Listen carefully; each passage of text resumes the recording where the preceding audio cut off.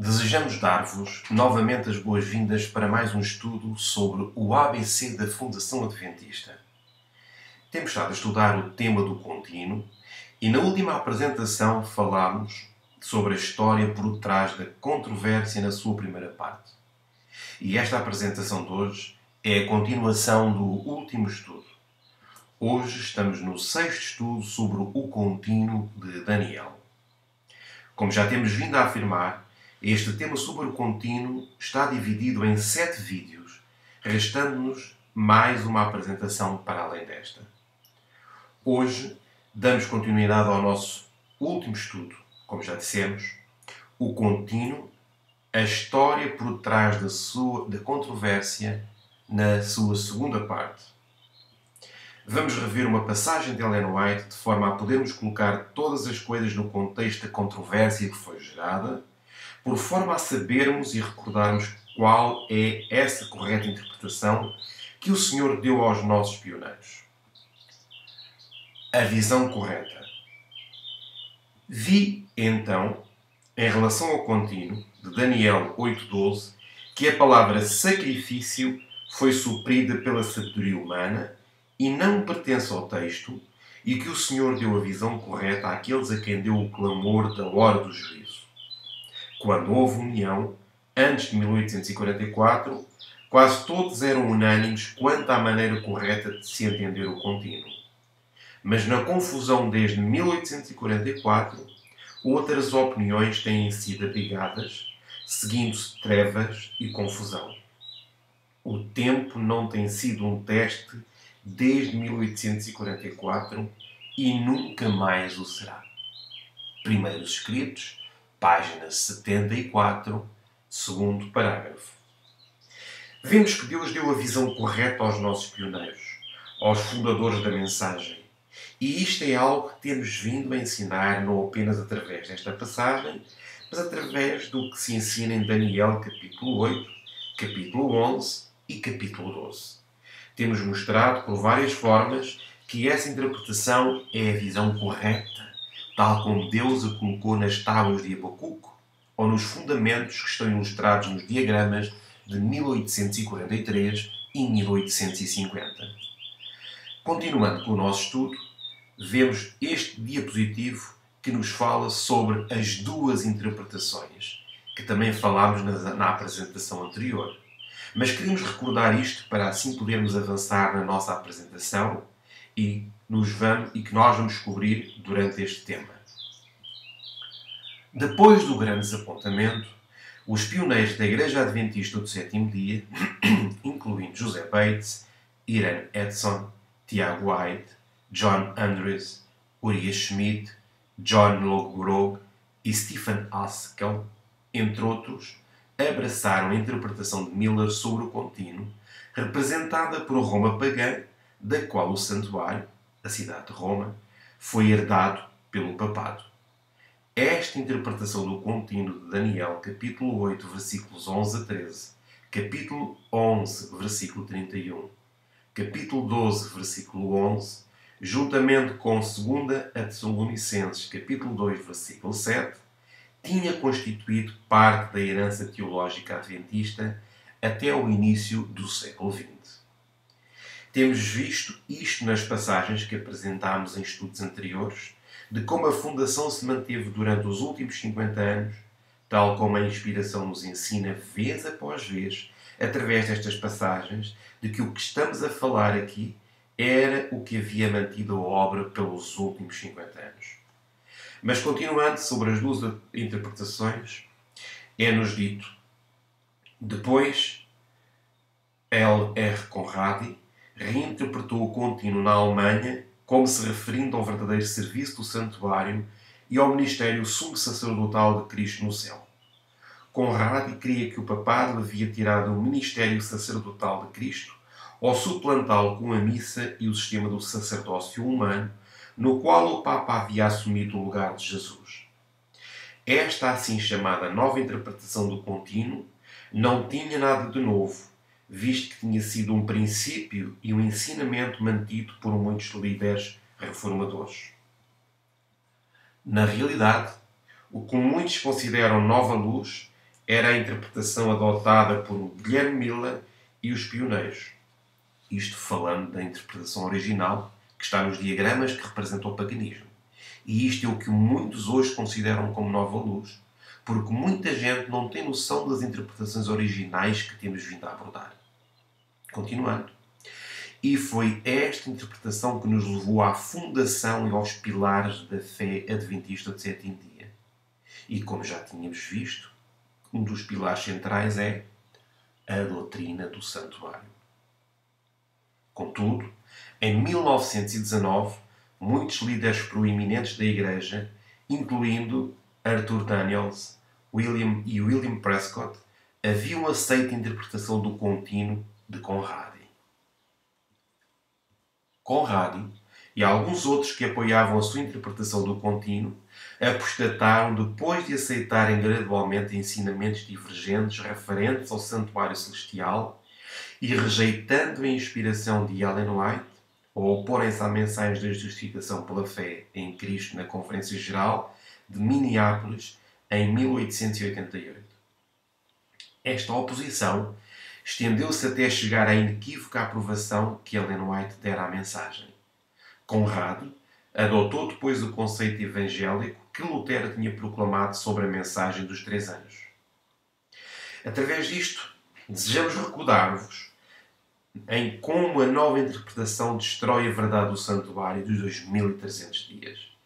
Vimos que, simultaneamente, ao eles aceitarem a nova interpretação, automaticamente estavam a lançar fora o Espírito de Profecia, pois o Espírito de Profecia não apoia a nova interpretação. Claramente queremos reafirmar que o Espírito de Profecia não apoia a nova interpretação que foi introduzida. Portanto, aqueles que aceitaram esta nova interpretação lançaram fora o Espírito de Profecia, juntamente com os pilares e a fundação adventista. Isto é o que é feito atualmente também, ao aceitar-se esta nova interpretação. Desmond Ford foi o erudito mais notável do Adventismo que continuou com a interpretação de Conradi sobre o contínuo, a qual resultou na completa rejeição do pilar central da doutrina adventista, o santuário. Os argumentos de erudição que Ford utilizou varreram um grande número de ministras adventistas e outras luzes brilhantes. Esta passagem encontra-se o Mistério do Contínuo de John Peters. Vemos que este homem, Desmond Ford, este erudito, a partir de 1979 e início dos anos 80 em diante, foi utilizado por Satanás para trazer novamente este tema à superfície. E vemos uma vez mais que, ao se aceitar essa interpretação, vemos que se passou exatamente o mesmo. Ou seja, houve uma completa rejeição do pilar central da doutrina do santuário. E isto fez com que também muitos outros líderes adventistas fossem varridos e abandonassem a sua fé e apostatassem tal como fizeram muitos no tempo de Conradi. Vemos que existe algo equivocado, algo erróneo nesta interpretação, já que leva as pessoas à apostasia. Por isso é que não queremos que o nosso povo seja confundido e seja levado em trevas por aqueles que se intitulam de teólogos e professores nestas falsas doutrinas. Pessoas comuns como nós e vocês, podemos entender as Escrituras através da poderosa influência do Espírito Santo, tal como a teve Guilherme Miller e tantos outros pioneiros que não tinham títulos académicos, mas eram guiados pelo Espírito de Deus. Vamos agora entrar no nosso estudo para hoje. Temos aqui Elliot Waggoner e diz-nos o seguinte: durante os anos prévios ao início do século XX, o pastor Waggoner aceitou a nova interpretação da parte de Conradi, a qual também foi aceita pelo pastor A.T. Jones, juntamente com o Dr. Kellogg, e foi o meio pelo qual William Prescott aprendeu esta interpretação. Não houve ninguém como Prescott a promover tanto esta interpretação. Ele promoveu-a através de uma publicação a qual ele mesmo foi o editor e que se chamava O Protestante.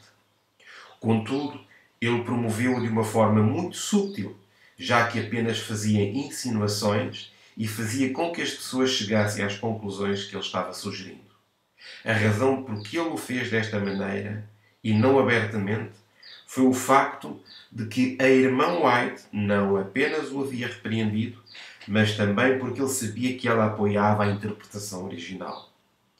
Estes foram anos durante os quais a apostasia alfa estava florescendo e se fortalecendo devido aos diferentes ventos de doutrina que estavam a soprar por já algum tempo. Há duas razões importantes pela qual esta nova interpretação chegou a ser aceita.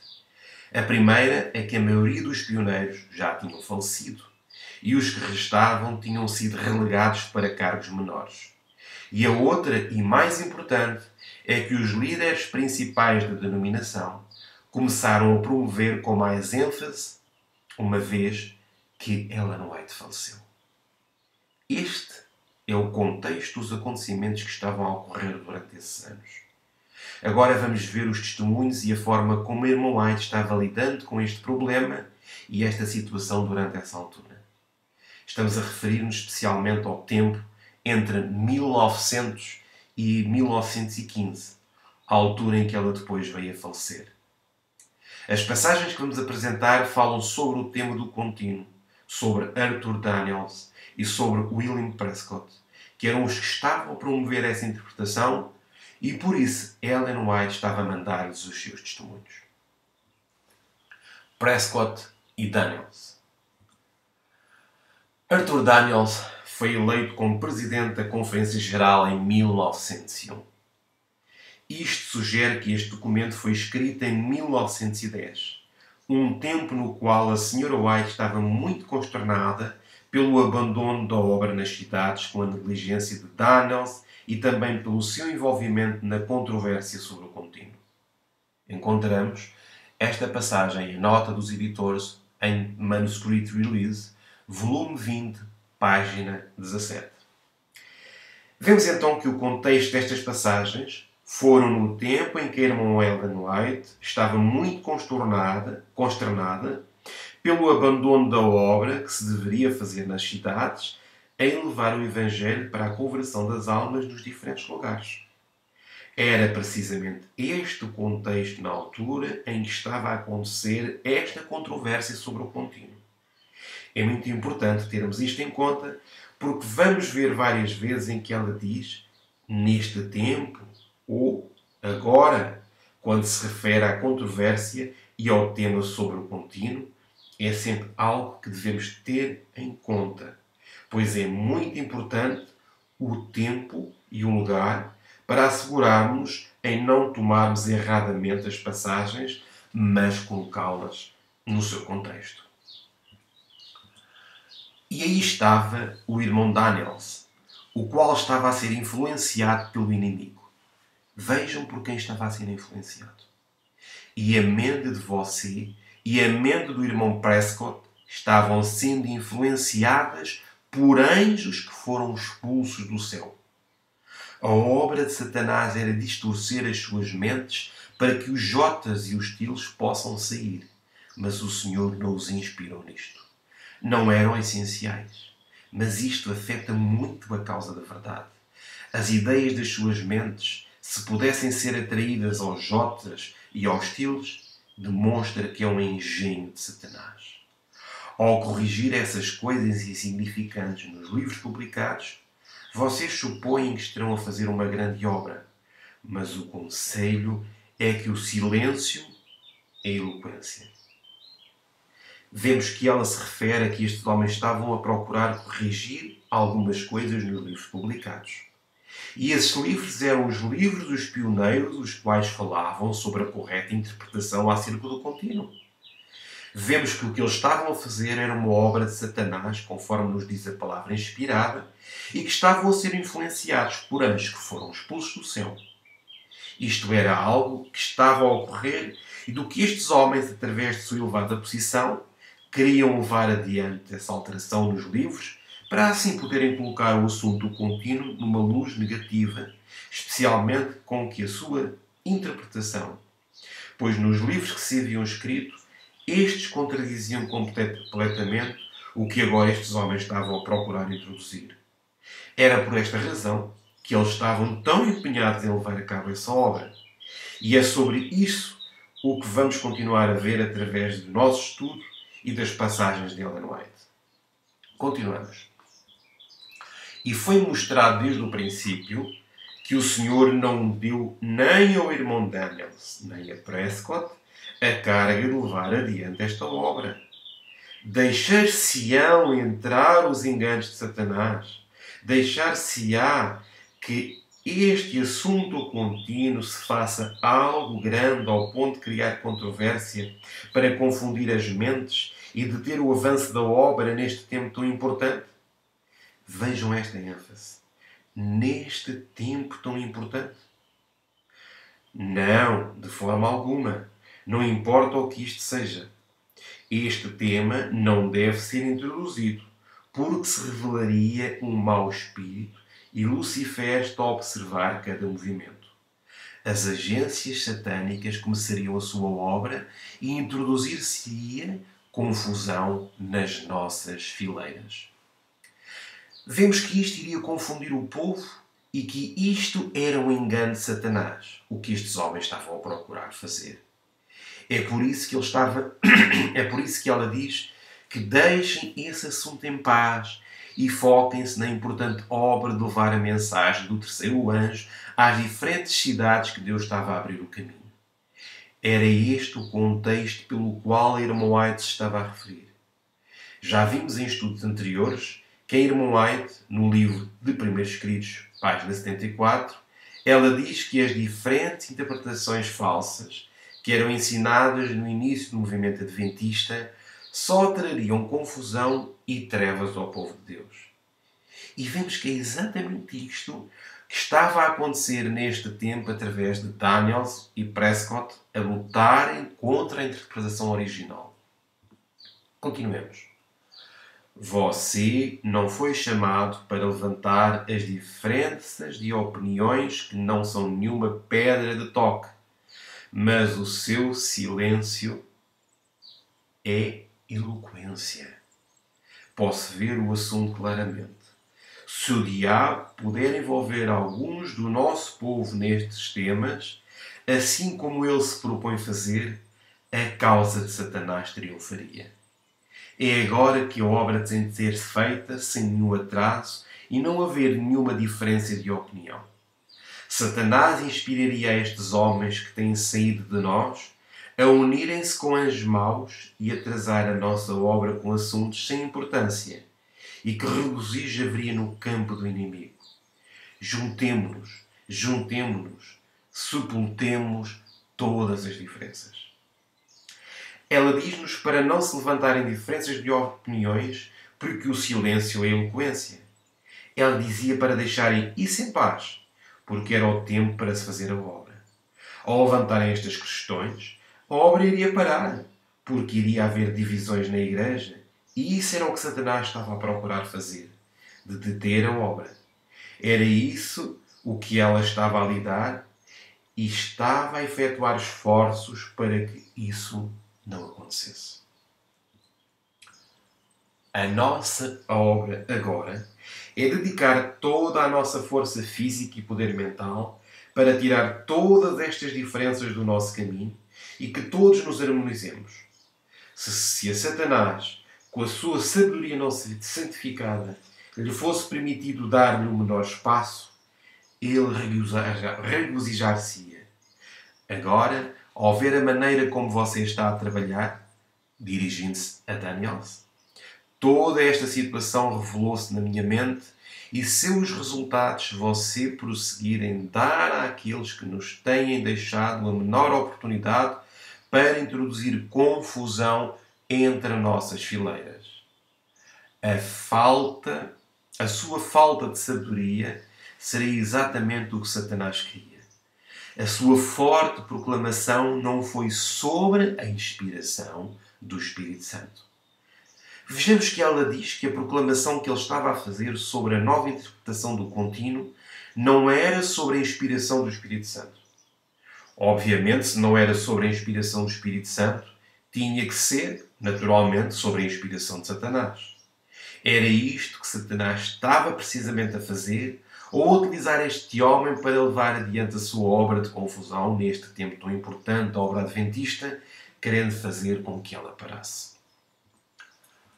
Foi instruída a dizer que, ao você assinalar erros nos livros dos homens que têm sido guiados por Deus, não vêm pela inspiração de Deus. Vemos que esses homens foram dirigidos por Deus, como nos é ensinado aqui.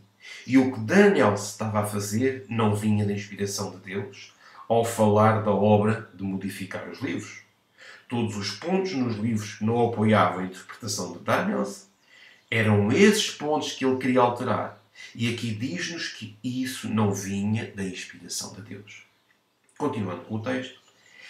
E se esta é a sabedoria que o irmão Daniel se daria ao povo, então, de forma alguma, lhe deem posição oficial. Porque ele não pode raciocinar da causa para o efeito. O silêncio sobre este tema é sabedoria. E o de buscar as faltas nas publicações de homens que já não estão vivos, isto falando dos pioneiros, não é obra que Deus tenha dado a nenhum de vocês.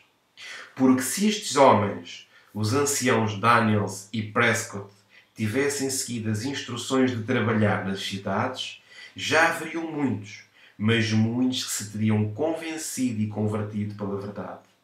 Homens capazes que agora se encontram em posições onde nunca poderão ser alcançados. Vemos que eles desobedeceram ao conselho de irem às cidades por estarem ocupados em mudar as coisas que Deus havia dado nos livros. E isto é o que vimos. Uma rebelião da parte deles ao não terem em conta o conselho e ao abandonarem a obra que Deus lhe dissera que fizessem. Porque eles eram os líderes e eles tinham que levar adiante essa obra. Contudo, estavam a menosprezar o espírito de profecia, menosprezando o conselho que Deus lhes havia dado e levando a cabo uma obra que, como vemos claramente, não era sobre a inspiração de Deus. Um dos livros que estavam particularmente interessados em alterar era o livro de Uriah Schmidt sobre Daniel e Apocalipse, o qual Uriah Schmidt tinha claramente dito que a interpretação do contínuo era a interpretação que Deus lhes havia dado, e essa era a fundação da fé adventista. Foi instruída a que este tipo de movimentos tão apressados não se deveriam ter feito, como o de o eleger a você, a Daniels, como presidente da conferência, nem sequer por mais um ano. Mas nem Deus quer que se volte a tomar este tipo de transações tão apressadas até que o assunto tenha sido colocado em oração perante Deus. E assim como lhe fiz chegar a mensagem que a obra do Senhor que se encontra sobre o cargo do Presidente é da mais solene responsabilidade, você não tinha nenhum direito moral de se exaltar assim como o fez sobre o tema do contínuo, ao supor que a sua influência decidiria o assunto. Aí estava o irmão Haskell, que tem carregado com grandes responsabilidades, e o irmão Irving e vários outros homens que posso mencionar que têm grandes responsabilidades.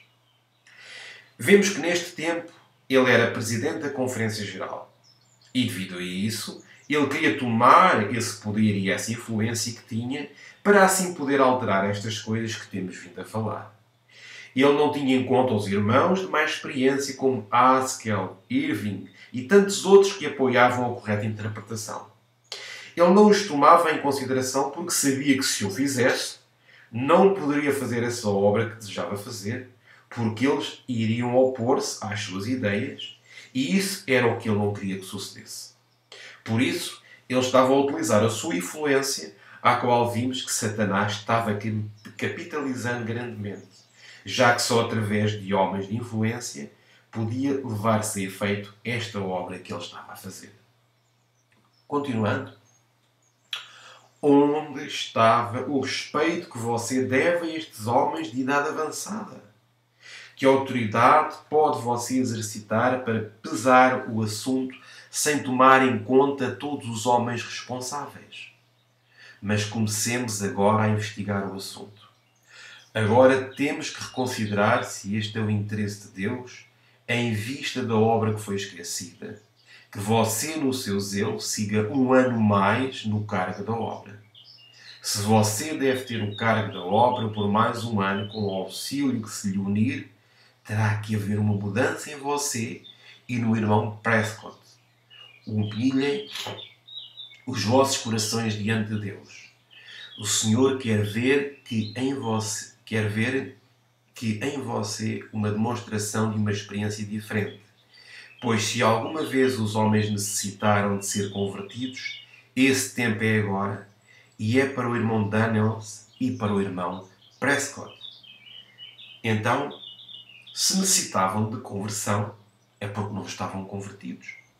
E vemos precisamente isto, porque não davam ouvidos aos testemunhos e seguiam as suas próprias opiniões com a sua sabedoria humana, que é loucura diante de Deus. Cristo não está morto. Ele não permitirá que a sua obra avance desta maneira. E diz ela novamente: deixem em paz esses livros. Se alguma mudança for essencial, Deus a tornará consistente e em harmonia. Mas quando uma mensagem é confiada a homens, com toda a responsabilidade que isto implica, Deus exige fidelidade que operará por amor e purificará a alma. Os irmãos Daniels e Prescott necessitam ambos de reconversão.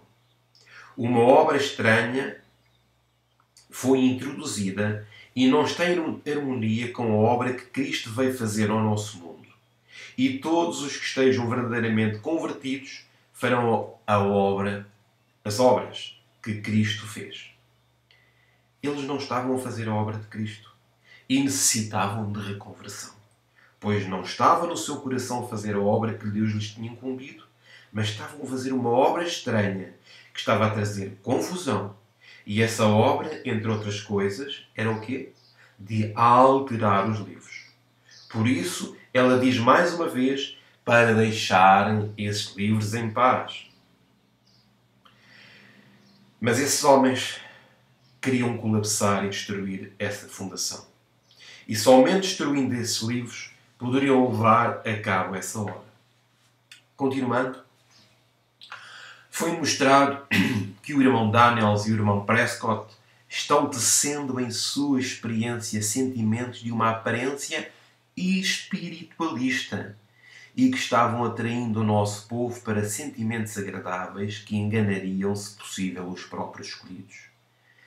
Tenho que registar com a minha pena o facto que estes irmãos buscariam defeitos através das suas falsas ideias que poriam a verdade na incerteza. E que, contudo, pareceriam como se eles tivessem um grande discernimento espiritual. Tenho a dizer-lhes que quando foi-me mostrado o assunto, quando o irmão Daniels estava a fazer soar a sua voz como trombeta ou promover as suas ideias do contínuo, os resultados foram apresentados. As ideias que eles estavam a apresentar eram ideias de aparência que, como vimos aqui no texto, aparência espiritualista, e que eles enganariam, se possível, os próprios escolhidos. Vimos isto em apresentações anteriores através dos diagramas, que através de novas interpretaçoes, isso iria criar a incerteza da verdade, pois destrói completamente a verdade sobre a purificação do santuário em 1844 e faz de nós uma igreja falsa. Mas isto eles não conseguiam ver, pois Satanás estava cobrindo e nublando as suas mentes. Todavia, Deus, na sua grande sabedoria, não estava a apoiar esta nova interpretação, pois esta era um engano de Satanás. Continuemos. O nosso povo estava a ser confundido. Viu os resultados E depois foram-me dadas advertências que, sem ter nenhuma consideração pelos resultados, o irmão Daniel se deixara impressionar e achou estar sob a inspiração de Deus, e assim seria semeado o ceticismo nas nossas fileiras por todos os lados, e nos colocaria onde Satanás pudesse espalhar as suas mensagens. Incredulidade e ceticismo semear-se-iam nas mentes, e estranhas colheitas de maldade tomariam o lugar da verdade. Encontramos todos estes textos que temos vindo a ler em Manuscript Release, volume 20, páginas de 17 a 21. O que eles estavam a fazer era trazer confusão, como vimos, nas fileiras do povo de Deus. E isto estava a fazer com que estranhas colheitas de quê? De maldade tomariam o lugar da verdade. É isto que vemos pela história através destas datas. Pois a partir desta altura, muitos homens começaram a duvidar do Espírito de profecia. Começaram até mesmo a duvidar da inspiração da Bíblia. E estas colheitas de maldade trouxeram muitos maus resultados ao povo de Deus, abandonando muitos a fé durante estas datas. Tudo isto causou muito dano ao povo de Deus. E continua hoje a causar e causará no futuro muitos estragos no povo remanescente de Deus, devido a todos estes falsos ensinamentos que foram introduzidos por homens que não podiam ver da causa para o efeito, pois foram enganados por Satanás, crendo que tinham grande sabedoria. E falando do último engano de Satanás, Ellen White diz-nos o seguinte. Vejamos esta passagem com muita atenção. O último engano de Satanás será tornar sem efeito o testemunho do Espírito de Deus. Não havendo profecia, o povo se corrompe. No inglês, o povo perece. Provérbios 29, 18. Satanás operará habilmente de várias maneiras e por diferentes instrumentalidades para perturbar a confiança do povo remanescente de Deus no verdadeiro testemunho. Mensagens Escolhidas, volume 1, página 48, terceiro parágrafo. Constatamos que este último engano de Satanás é fazer o quê? Com que o testemunho do Espírito de Deus não tenha efeito no povo remanescente. E vemos que através da nova interpretação, estes homens rejeitaram o testemunho de Deus com referência ao contínuo. Vemos que eles estavam se envolvendo nos enganos de Satanás ao rejeitar o Espírito de profecia e ao confiarem na sua própria sabedoria. Foi isto que precisamente Satanás fez, porque trabalhou habilmente em diferentes formas e mediante diferentes instrumentos ou pessoas. E foi isto o que ele fez no início do século XX, ao utilizar homens em altas posições para que através deles pudesse perturbar a confiança do povo remanescente de Deus no testemunho verdadeiro. Atualmente, a principal razão por que a maioria dos adventistas na Europa pouco valor dão ao Espírito de profecia e poucos livros publicam e vendem, deve-se principalmente à influência que Conrad deixou. Ele desacreditou em grande parte aqui o Espírito de profecia e a isso ainda hoje se faz notar. E sabemos que sem profecia o povo perece ou se corrompe. É por isso que na Europa a esmagadora maioria das igrejas adventistas são tão mundanas e destituídas do poder de Deus. Uma coisa é certa. Continuemos com a palavra inspirada. Diz-nos então Ellen White, uma coisa é certa. Os adventistas do sétimo dia que se colocam sobre o estandarte de Satanás abandonarão primeiro sua fé nas advertências e repreensões contidas nos testemunhos do Espírito de Deus. Mensagens Escolhidas, volume 3, página 84, terceiro parágrafo. Os homens que se colocam sobre o estandarte de Satanás, a primeira coisa que fazem é o quê? é abandonarem a sua fé nas advertências e repreensões contidas nos testemunhos do Espírito de Deus. Foi isso o que fez exatamente Conradi, o que fez Wagner, o que fez Kellogg's, Daniels, Prescott.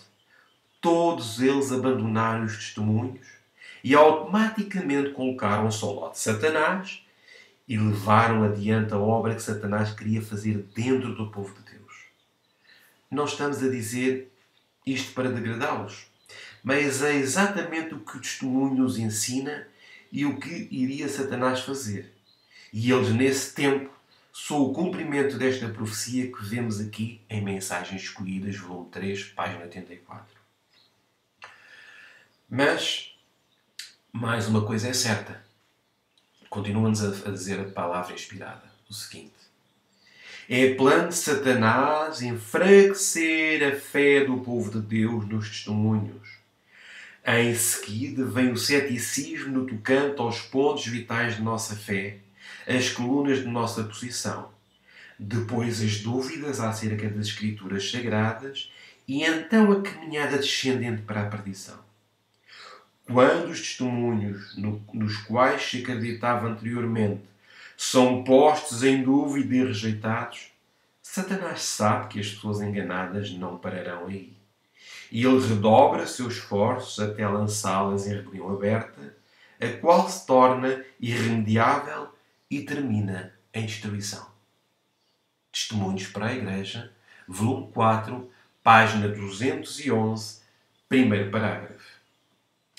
Ao descartarmos os testemunhos, o passo seguinte é o quê? É o ceticismo em relação aos pontos vitais da nossa fé, as colunas da nossa posição. E diz-nos que depois segue-se a dúvida acerca das Sagradas Escrituras e, finalmente, a caminhada descendente para a perdição. Estes são precisamente os passos que deram nessa altura estes líderes, que levou muitos deles à perdição. Esta profecia foi claramente cumprida nestes homens. Nós hoje, se não queremos terminar como eles, temos que aceitar os testemunhos.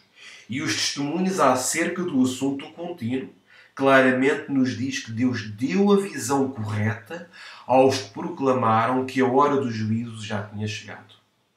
Se nós permanecermos com a visão correta, não seremos levados à perdição, como muitos destes líderes o foram. Esta foi a interpretação, a apresentação do contínuo. A história por detrás da controvérsia na sua segunda parte. E esta foi a parte 6 de todas as apresentações sobre este tema. Estes ensinamentos estão expostos nos diagramas de 1843 e 1850, como já temos vindo a falar. Desejamos sinceramente que, através destes estudos que temos vindo a fazer, vocês que nos escutam possam ver todo o sentido do que vos temos vindo a falar e que, através disto, possam regressar a estas fundações e pilares da Igreja Adventista que se encontram nestas duas tábuas que estão perante a vossa frente, assim como foram as duas tábuas de pedra onde estavam e estão os 10 mandamentos. Assim também Deus nos deu estas duas tábuas que são a fundação e os pilares da nossa fé. Desejamos que, através desta apresentação, os olhos do vosso entendimento tenham sido abertos ao regressarmos às veredas antigas, já que é aí onde podemos encontrar descanso para as nossas almas. Este é o testemunho de Deus referente à história original do contínuo e aos acontecimentos que ocorreram durante determinadas datas, as quais tiveram veladas ao nosso povo até este tempo. Fazemos votos que este seja o meio pelo qual vocês possam regressar às veredas antigas. Desejamos-vos grandes bênçãos da parte do Senhor. Amém.